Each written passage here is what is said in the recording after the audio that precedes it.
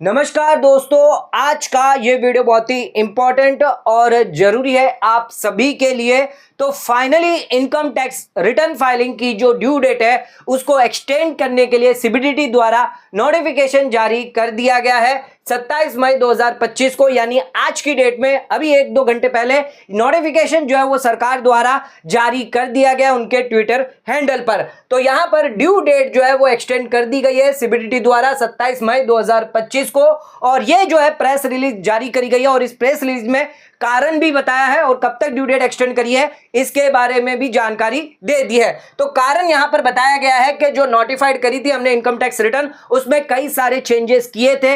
अब उस चेंजेस को सिस्टम में अपडेट करने के लिए इनको यहां पर समय चाहिए, एडिशनल टाइम चाहिए, जिसकी वजह से सिस्टम डेवलपमेंट किया जाएगा, फिर सिस्टम में वो सारी चीजें इंटीग्रेट की जाएगी और फिर टेस्टिंग की जाएगी। यानी जो भी यूटिलिटीज होगी, चाहे एक्सेल यूटिलिटी होगी, जेसन यूटिलिटी होगी, ऑनलाइन यहां पर तीनों तरीके से यहां पर चेक किया जाएगा कि जो भी इन्होंने चेंजेस किए हैं, अमेंडमेंट किए हैं, तो वो यहां पर जो है वो करेक्ट किए जाएंगे, टेस्टिंग की जाएगी।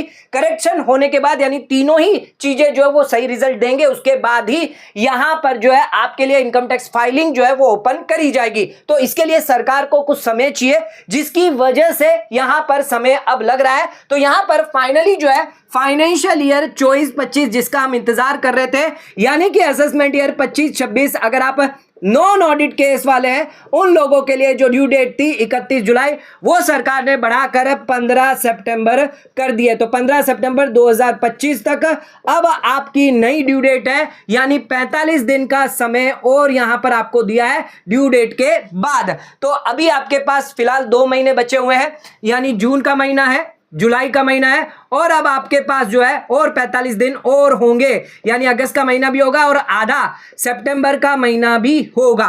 तो 31 मई आप सभी को पता है 31 मई तक सभी टीडीएस रिटर्न जो है वो फाइल हो जाएंगे। तो जून स्टार्टिंग तक यानी जून 15 तक आपका 26 एएस या आपके एआईएस के अंदर जो भी टीडीएस है वो रिफ्लेक्ट हो जाएंगे। तो आपके पास अच्छा खासा टाइम पीरियड रहेगा, 3 से 3.5 महीने रहेंगे, जिसके अंदर आप अपनी आईटीआर फाइल कर सकते हैं। तो सरकार ने यहां पर बता दिया है कि जो आईटीआर नोटिफाइड करी गई थी उसमें कई सारे चेंजेस इंट्रोड्यूस किए गए थे, उसके लिए इन्हें समय पीरियड लगा है सिस्टम में अपडेट करने के लिए, क्योंकि जेसन रेडी होगी, फिर एक्सेल रेडी होगी, और आपकी जो ऑनलाइन यूटिलिटी है, ऑनलाइन जैसे आप फाइल करेंगे तो उसको भी रेडी किया जा रहा है। हालांकि यहां पर आईटीआर 1 आईटीआर 4 जो है वो इजी फॉर्म है, लेकिन इस बार आईटीआर 1 आईटीआर फॉर्म के अंदर भी एक चेंज किया गया, जहां पर long term capital gain under section 112A के अंदर अप टू अगर 1,25,000 तक अगर आपका लॉन्ग टर्म कैपिटल गेन है, इक्विटी शेयर से, म्यूचुअल फंड से, तो उस केस में आप आईटीआर 1 और आईटीआर 4 के अंदर दिखा सकते हैं। तो ये भी जो है वो चेंज इसमें किया हुआ था, इस वजह से यहां पर